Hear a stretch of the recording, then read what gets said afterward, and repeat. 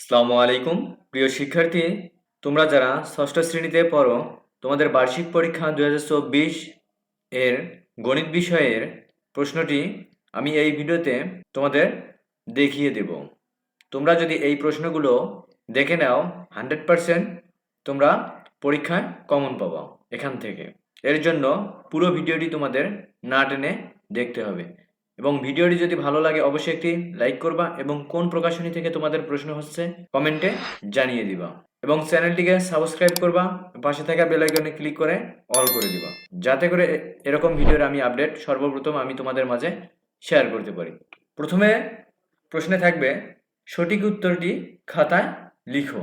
Question number 1, প্রশ্ন number 1, 95 metre 190 মিটারের শতকরা কত?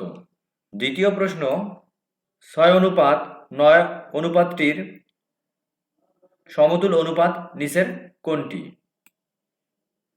তৃতীয় প্রশ্ন, 7 কেজি চালের দাম 280 টাকা হলে 15 কেজি চালের দাম কত?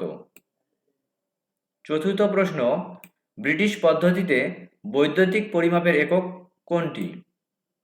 পঞ্চম প্রশ্ন, 2 ডেসিমিটার 4 সেন্টিমিটার 1 মিলিমিটার ইকুয়াল কত মিলিমিটার?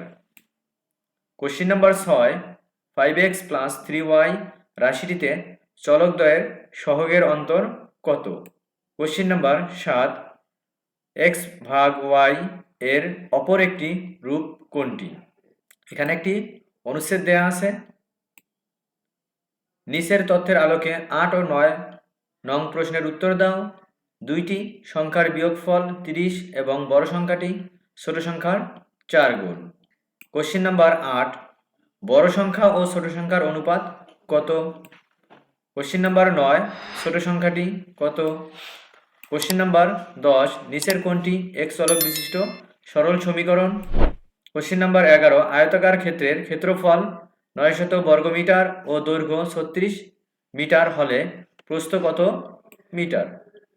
কোশ্চেন নাম্বার 12, চিত্রে কতটি ত্রিভুজ উৎপন্ন করে? কোশ্চেন নাম্বার 13, সমকোণী ত্রিভুজে সমকোণের বিপরীত বাহুকে কি বলে? কোশ্চেন নাম্বার 14, পরিসংখ্যানের উপাত্ত কিসের মাধ্যমে প্রকাশ করা যায়?